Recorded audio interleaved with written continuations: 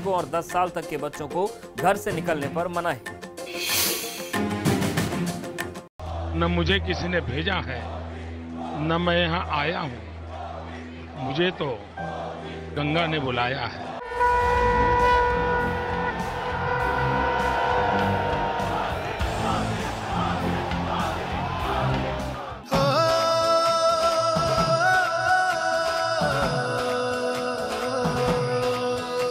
अरे भर दी खुशियों से झोली, बंद थी राहें जो खोली, बोल रहे सब एक ही बोली, नामुमकिन अब मुमकिन है। अरे मान चुका है देश सारा, जन जन का है एक ही नारा। जो काम 4 पीढ़ी नहीं कर पाई वो मोदी जी ने 4 साल में कर दिया। फिर तो ऐसी सरकार को जितनी ताकत दे उतनी ताकत कम। अरे मोदी है तो मुमकिन है। 2022 में जो सपने आजादी के दीवानों ने देखे थे वैसा हिंदुस्तान बना करके उनके चरणों में समर्पित करें। ये आईना है मोदी सरकार के सफर का। भगवान श्री राम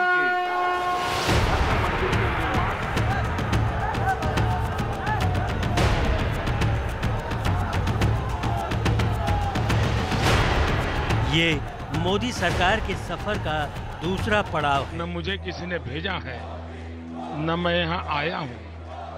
मुझे तो गंगा ने बुलाया है।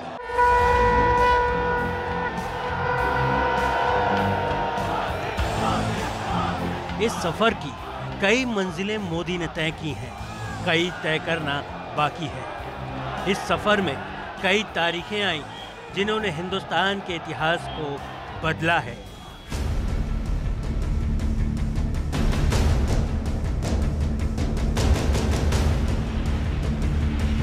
इस सफर में कई मंजिलें ऐसी भी रहीं जिन्होंने हिंदुस्तान के लिए दुनिया का नजरिया बदला है।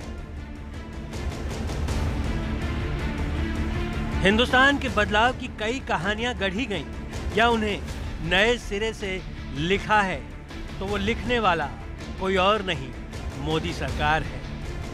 आत्मनिर्भर भारत का ये युग 2019 में दोबारा देश की सियासत भाजपा के हाथ में सौंपने वाली जनता के एतबार को जीतने के साथ ही दुनिया की चुनौतियों को कबूल कर अगर किसी ने दिखाया तो वो मोदी सरकार है। अपने पहले कार्यकाल के 5 सालों में भारत के साथ रिश्तों की चरित्र पंजिका में दर्ज होते चले गए दुनिया के चर्चित और ताकतवर चेहरे। इसी के साथ बदलती गई हिंदुस्तान के शाख की तस्वीर और हर तस्वीर से निखरता गया मोदी का अक्स। कोरोना से पहले भी जब मोदी वसुधैव कुटुंबकम की कल्पना को हकीकत में जामा पहनाने की बात दोहराते तो यकीन कर पाना मुश्किल था कि ये मुमकिन कैसे होगा। लेकिन मोदी ने ये भी कर दिखाया, सिर्फ अच्छी नीयत और दोस्ती का हाथ बढ़ाकर। ये सच है कि मोदी देश के प्रधानमंत्री हैं। देश के बाहर भले ही सियासी लकीरें मिट जाती हैं, लेकिन देश के भीतर ही सियासत परीक्षा के लिए प्रधानमंत्री को भी चुनती है। ये भी सच है। ये परीक्षा देना राजनीति की नियति है, क्योंकि इतिहास वक्त की कसौटी पर लिखे जाते हैं। सत्ता के फैसले ही इतिहास लिखते हैं और जिसकी समीक्षा आने वाली पीढ़ियां करती हैं। My true friend, Prime Minister Modi. तो हिंदुस्तान की पीढ़ियां भी मोदी के फैसलों की समीक्षा करें, उससे पहले ये जान लेना जरूरी है कि मोदी जन से जग तक हिंदुस्तान की पहचान बनाने में आखिर कैसे कामयाब रहे। ब्यूरो रिपोर्ट, एबीपी का।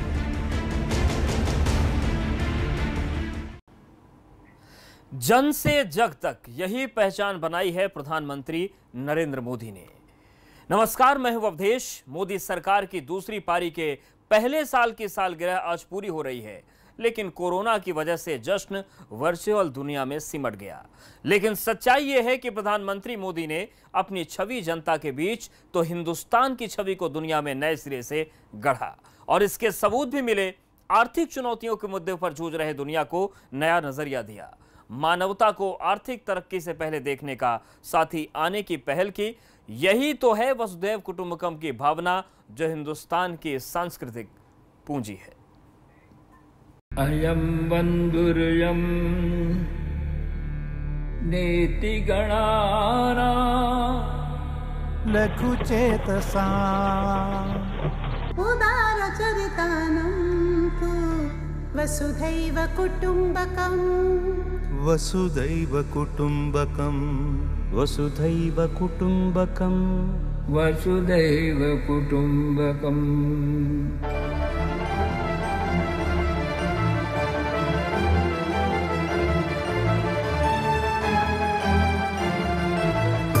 अयं बन्धुरयं नेति गणना लघुचेतसा उदारचरितानां तु वसुधैव कुटुम्बकम् वसुधैव कुटुम्बकम्।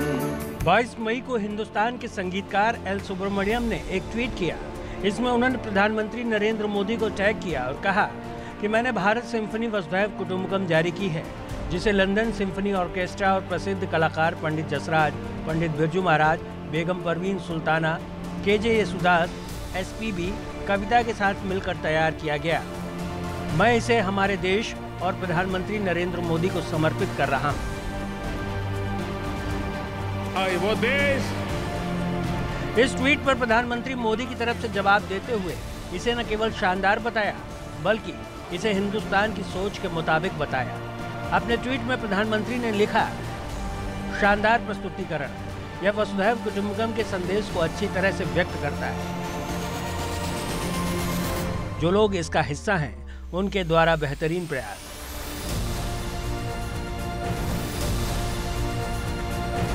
सोशल मीडिया की दुनिया में पीएम मोदी की यह प्रतिक्रिया महज टैगिंग का रिएक्शन नहीं माना जा सकता, क्योंकि प्रधानमंत्री मोदी की सियासत को समझने वाले जानते हैं कि वसुधैव कुटुम्बकम का विचार पीएम मोदी के लिए सिर्फ कोरी कल्पना नहीं, बल्कि हकीकत में विदेश नीति का वो मूल मंत्र है, जिस पर चलते हुए उन्होंने हिंदुस्तान के हक में कई बड़े काम किए हैं। इसका इशारा प्रधानमंत्री मोदी बड़े बड़े मंच से करते भी आए हैं। संयुक्त राष्ट्र से लेकर देश दुनिया के तमाम दौरों में पीएम मोदी जिस तरह दुनिया की जरूरतों के मद्देनजर, फिर चाहे वो आतंकवाद का मसला हो या फिर विकासशील देशों की अर्थव्यवस्था को रफ्तार देने का मुद्दा, सभी को एक मंच पर लाने की वकालत करते रहे और दुनिया को सोचने पर मजबूर किया है। वसुधैव कुटुम्बकम की परंपरा में विश्वास रखने वाली हमारी संस्कृति ने विश्व को बहुत कुछ दिया है। जब मैं पहली बार संयुक्त राष्ट्र संघ गया था, तब मैंने विश्व के सामने इंटरनेशनल योगा डे का प्रस्ताव रखा था। आप सभी को पता है कि न सिर्फ 75 दिन से भी कम समय में यह प्रस्ताव सर्वसम्मति से पारित हुआ, बल्कि इसे रिकॉर्ड संख्या में 177 देशों ने को स्पॉन्सर भी किया। योग को लेकर भारत की स्वीकारता मोदी सरकार के साथ ही वसुधैव कुटुम्बकम के विचार के लिए बेंचमार्क है। दुनिया के कई मंचों से मोदी इसका जिक्र भी कर चुके हैं, पर असल इम्तिहान तो मोदी सरकार की विदेश नीति का इसी कोरोना काल में आया, जब चीन के खिलाफ दुनिया भर में उठ रही आवाजों के बीच 133 करोड़ भारतीयों के साथ दुनिया के दूसरे देशों की निगाहें भारत की तरफ थी। भारत आखिरकार क्या कदम उठाने वाला है, इस पर तो हिंदुस्तान में विपक्ष की निगाहें भी थी।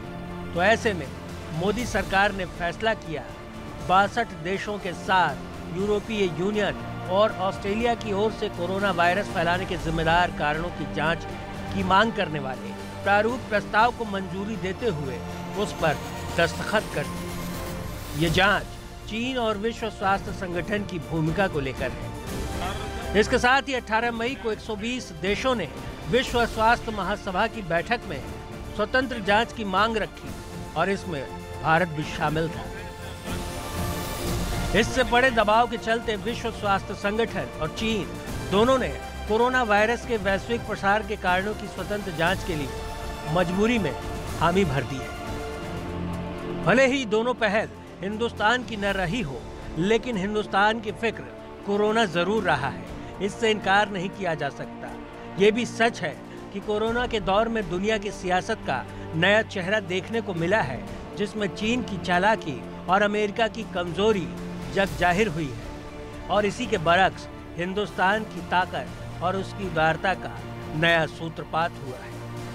तभी तो पीएम मोदी इस वैश्विक आपदा में हिंदुस्तान के हितों का रास्ता खोजने की बात करते हैं। भारत निस्वार्थ भाव से बिना किसी भेद के अपने यहां भी और पूरे विश्व में कहीं भी संकट में घिरे व्यक्ति के साथ पूरी मजबूती से खड़ा है। लाभ हानि, समर्थ असमर्थ से अलग हमारे लिए संकट की ये घड़ी सहायता करने की है। जितना संभव हो मदद का हाथ आगे बढ़ाने की है। यही कारण है कि विश्व के अनेक देशों ने भारत को इस मुश्किल समय में याद किया और भारत ने भी हर जरूरतमंद तक पहुंचने में कोई कसर नहीं छोड़ी। कुल मिलाकर हिंदुस्तान कोरोना के इस काल में एक ऐसे मोड़ पर खड़ा है जहां वैश्विक स्तर पर उसकी छवि एक सॉफ्ट पावर देश की है, उसका जिम्मा बढ़ गया है। नई आर्थिक, सैन्य और तकनीकी ताकत के रूप में हिंदुस्तान को अगर देखा जा रहा है तो इसका श्रेय प्रधानमंत्री मोदी को ही देना होगा। ब्यूरो रिपोर्ट, एबीपी का। कोरोना महामारी के दौर में वसुधैव कुटुंबकम की इसी ताकत को आगे बढ़ाने की बात करते हुए प्रधानमंत्री ने एक बड़ा फैसला किया। जब भारत में मलेरिया के खिलाफ लड़ाई में इस्तेमाल की जाने वाली हाइड्रोक्लोरोक्विन के निर्यात पर रोक हटा दी गई और कई देशों को मुहैया कराया गया, समूची दुनिया ने पीएम मोदी को थैंक यू बोला। बदले में मोदी ने सबके साथ मिलकर कोरोना के खिलाफ लड़ाई लड़ने की अपील की।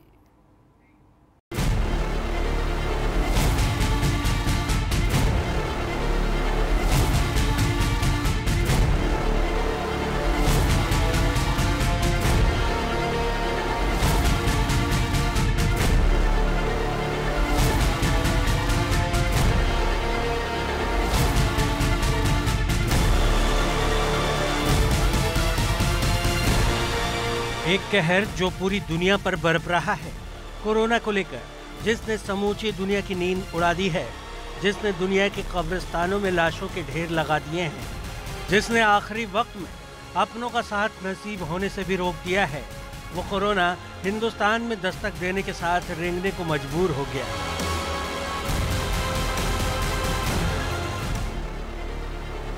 अगर दुनिया के आंकड़ों को देखें तो अमेरिका में 17,93,530 लोग संक्रमित हैं, जबकि 1,04,542 लोगों की मौत हो चुकी है। वहीं ठीक होने वाले 5,19,569 लोग हैं। ब्राजील में 4,68,338 लोग संक्रमित हुए हैं, 27,944 लोगों की मौत हुई है और 1,93,181 लोग ठीक हुए हैं। रूस में 3,96,575 लोग संक्रमित, 4,555 मौतें और ठीक होने वालों की तादाद 1,67,469 है। स्पेन में 2,85,644 संक्रमित हुए तो मौत 27,121 लोगों की हुई और 1,96,958 लोग सही हो गए। ब्रिटेन की बात करें तो 2,71,222 लोग संक्रमित हुए, 38,161 लोगों की मौत हुई, जबकि ठीक होने वालों की गिनती ही नहीं है। इटली में 2,32,248 संक्रमित हुए, 33,229 लोगों की मौत हुई और 1,52,844 लोग ठीक हुए। फ्रांस में 1,86,238 संक्रमितों के बीच 28,662 लोगों की मौत हो गई, जबकि ठीक होने वाले महज 67,191 लोग हैं। जर्मनी की बात करें तो 1,83,000 19 लोग संक्रमित हुए। इनमें से 8,594 लोगों की मौत हो गई और 1,64,100 लोग सही हुए।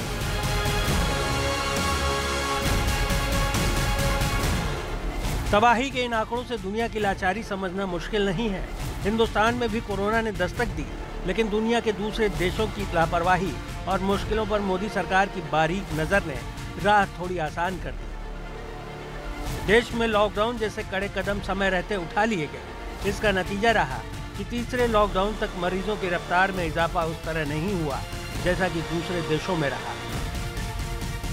अब जब चौथा लॉकडाउन खत्म होने के करीब है और 5वें लॉकडाउन के कयास लगाए जा रहे हैं, तो हिंदुस्तान में संक्रमण के आंकड़े 1,73,491 तक पहुंच चुके हैं। मरने वालों की तादाद 4,980 है और 82,627 लोग अब तक ठीक हो चुके हैं। दुनिया में कोरोना के बढ़ते मामलों को देखते हुए इलाज की खातिर विशेषज्ञों और दुनिया भर की नामी गिरामी संस्थाओं ने अपने संसाधन झोंककर रास्ते खोजने शुरू किए, तो हाइड्रोक्सी क्लोरोक्वीन को लेकर अमेरिका के रिसर्च ने आशा की एक किरण दिखाई।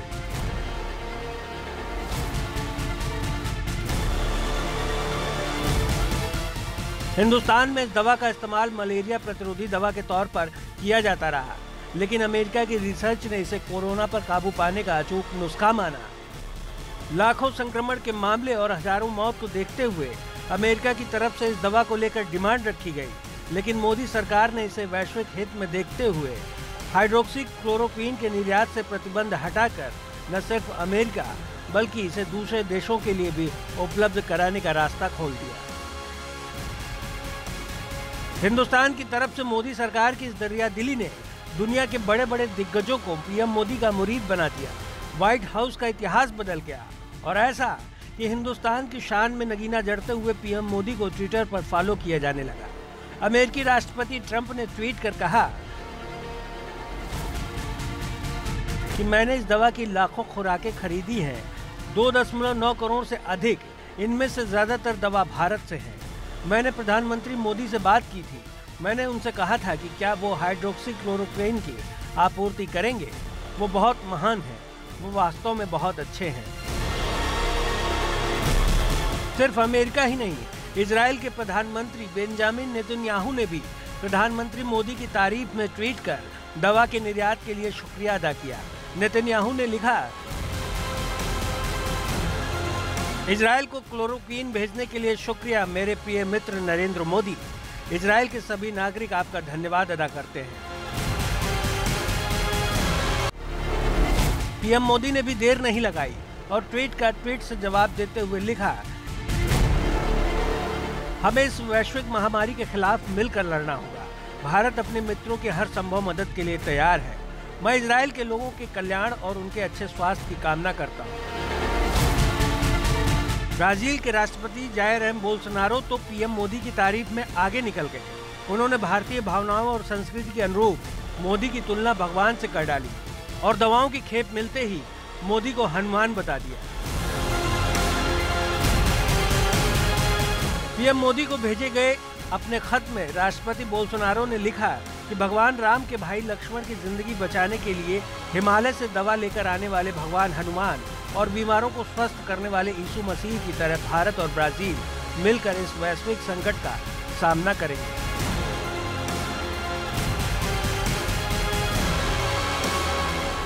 इसके साथ ही बोल्सोनारो ने पीएम मोदी का शुक्रिया अदा करते हुए एक ट्वीट भी किया, जिसके जवाब में पीएम मोदी ने लिखा कि राष्ट्रपति जेयर बोल्सोनारो, आपका शुक्रिया। इस चुनौतीपूर्ण समय में भारत और ब्राजील की साझेदारी पहले से मजबूत हुई है। उन्होंने कहा कि भारत इस वैश्विक महामारी के खिलाफ मानवता के संघर्ष में योगदान देने के लिए प्रतिबद्ध है। मोदी की मदद के लिए शुक्रिया कहने वालों में भूटान जैसे देश भी शामिल हैं। कोरोना के बढ़ते खौफ में हिंदुस्तान की साख का अंदाजा लगाना बहुत मुश्किल नहीं, क्योंकि हिंदुस्तान से 30 देशों ने हाइड्रोक्सी क्लोरोक्वीन की डिमांड रखी थी और ये हुआ भी तो सिर्फ पीएम मोदी की बदौलत। Bureau report, ABP news. और यहाँ पर वक्त एक छोटे से ब्रेक का है, फौरन हाजिर होते हैं। न मुझे किसी ने भेजा है, न मैं यहाँ आया हूँ। मुझे तो गंगा ने बुलाया है।